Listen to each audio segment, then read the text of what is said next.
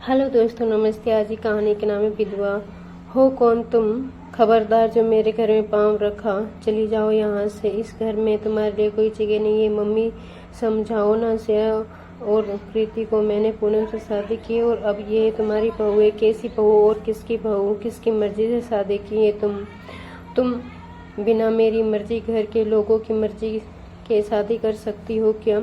अरे बिमला, अब बेटे ने शादी कर ली है तो अंदर आने दो ना बहू को। रघु जी बोले। आप तो चुप ही रहिए। जी हाँ पापा, आप चुप रहो।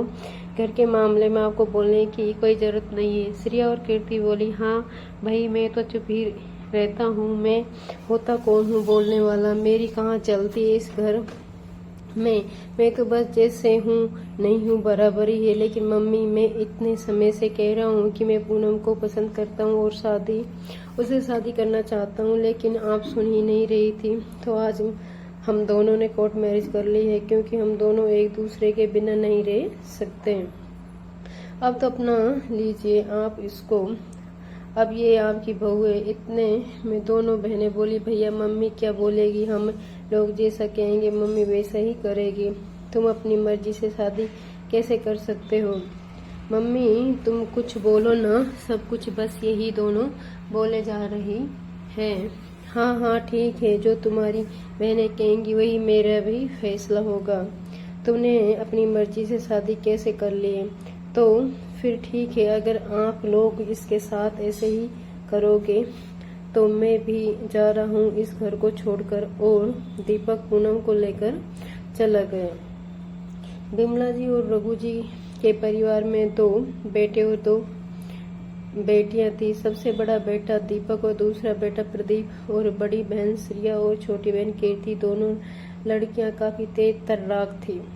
पूरे घर पर उनका ही वसंजय बना रहता था। जो वो दोनों कहती वही घर में होता। रघु जी जैसे सरल इंसान थे और बिमला जी भी बेटियों के कहे अनुसार ही चलती थी।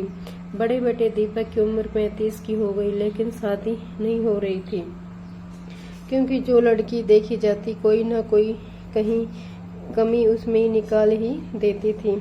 इसके बाल ऐसे हैं कि नाक ऐसी है, आंख छोटी है, उसका कलर ऐसा है तो कैसे भी करके कैंसिल करवा देती। इसी तरह उसकी शादी टलती जा रही थी।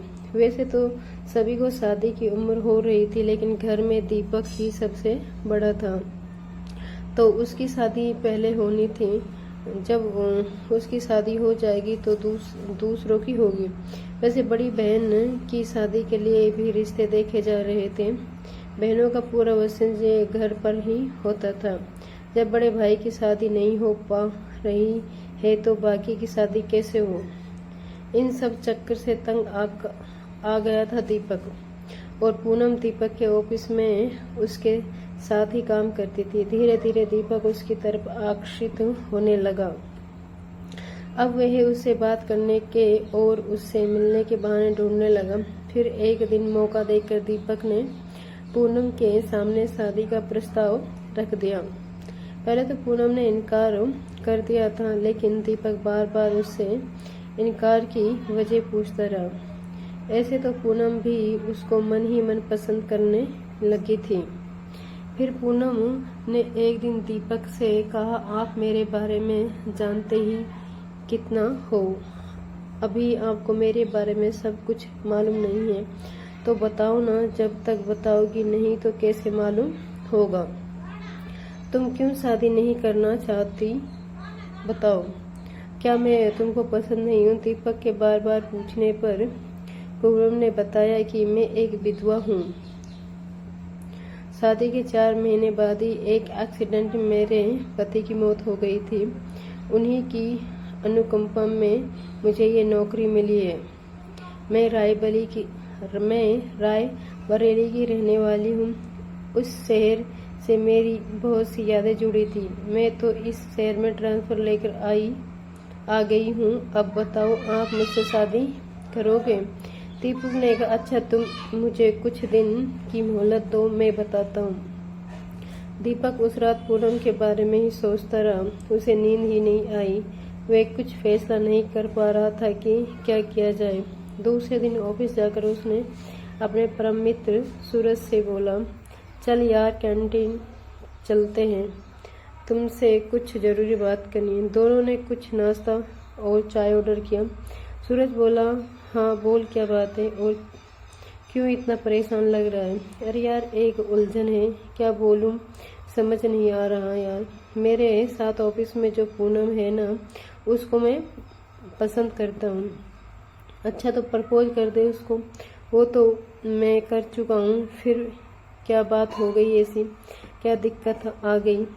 वो क्या वो किसी और से प्यार करती है या वो मुझे पसंद नहीं करती? नहीं यार वो बात नहीं है, बात यह है कि उसकी पहले शादी हो चुकी है। तो क्या वो तलाकशुदा है? अरे नहीं यार वो विधवा है। क्या? हाँ, शादी के 4 महीने बाद ही पति की एक्सीडेंट में मौत हो गई थी। तो क्या पूनम शादी को तैयार नहीं है? नहीं, उसने मना तो नहीं किया है, लेकिन मेरे घर वालों को कैसे मनाऊंगा मैं?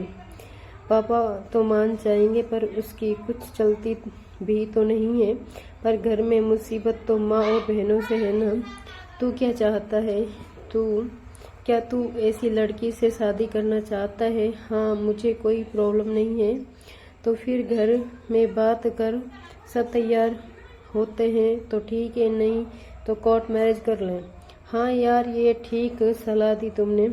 मैं कब तक घर वालों की जातियाँ बर्दाश्त करूँगा? जिनकी मेरी है तो फैसला भी तो मुझे ही करना होगा। सूरज के कहने पर दीपक ने घर में माँ से बात की तो माँ ने साफ मना कर दिया। दीपक ने कहा, माँ पूनम के साथ मुझे जिंदगी बितानी है, मुझे वो पसंद है।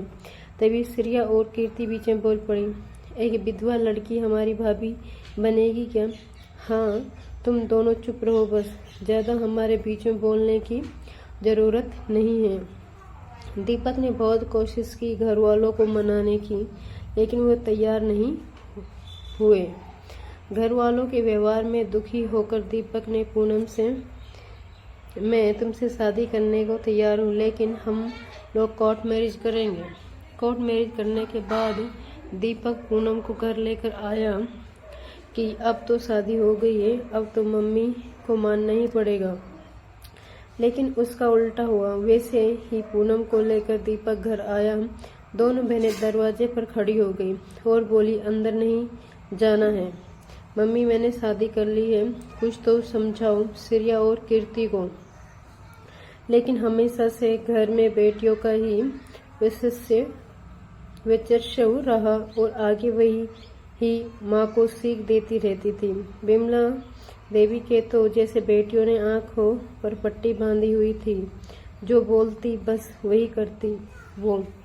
सबने मिलकर इस शादी को स्वीकार करने से इनकार कर दिया। दीपक गुस्से में बोला, ठीक है तो मैं भी इस घर से जा रहा हूँ, अब अलग रहने रहो तुम सब ही यहाँ। दीपक और पूनम ने अलग किराए पर मकान लिया और वहीं रहने लगे। अब यहाँ अपनी दाल गलने वाली नहीं है। ये सब देख दोनों बहनें तिलमिला उठी। भाई हाथ से निकला जा रहा था। अब उनकी शादी के 4 महीने बीत गए, पर बिमला जी ने पूनम को नहीं अपनाया था। तभी कहीं से पता लगा कि पूनम प्रेग्नेंट है और घर में बड़ी बेटी की शादी भी तय हो गई है। अब कैसे समझौता किया जाए दीपक से? महीने भर बाद श्रेया की शादी की तारीख निकली। शादी में खर्च करने को दीपक से पैसे भी तो चाहिए। बहुत कुछ सोच विचार कर बिमला जी पति रघु को लेकर दीपक के घर गई और घर चलने को कहा, लेकिन दीपक पूनम के बगैर जाने को राजी नहीं हुआ।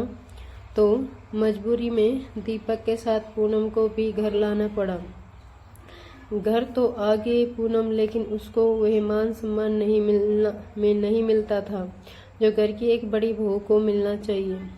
बहन तिरस्कार करती थी, फिर भी घर में अपनी जगह बनाने के लिए पूनम शांत होकर सब सहती रहती और देखती रहती। अब श्रेया की शादी हो गई। ऐसे ही एक दिन बिमला जी का पांव फिसल गया और वे गिर पड़ी। उनकी कूल्हे की हड्डी टूट गई तो वह बिस्तर पर आ गई। उनको उठने बैठने को भी मना किया गया। यही मौका था पूनम को अपनी जगह बनाने का। घर में उसने जी जान से बिमला जी की सेवा की और 2 महीने बाद बिमला जी वो करके सहारे थोड़ा बहुत चलने लगी। पूनम ने भी एक बेटी को जन्म दिया। घर में एक बेटी के आने से घर का माहौल बदलने लगा।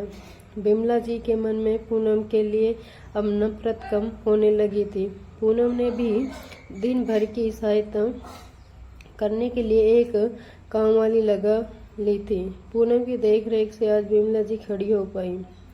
बिमला जी ने पूनम की मेहनत और प्यार को देखकर मन ही मन उसे अपना लिया और पूनम को गले से लगाकर बोली, मुझे माफ कर दे बेटा, मैं बेटियों के सिखाने में आ गई थी, इसलिए मैं सही गलत का फैसला नहीं कर पाई। अब ये घर तुम्हारा है, बेटियों का क्या, एक तो चली गई ससुराल और दूसरी भी चली जाएगी। अब इस घर का सब कुछ तुम्हें ही देखना है। पूनम बिमला जी का प्यार पाकर गदगद हो गई और उनका पैर छूकर आशीर्वाद लिया। अब हंसी खुशी सब मिलकर परिवार में रहने लगे।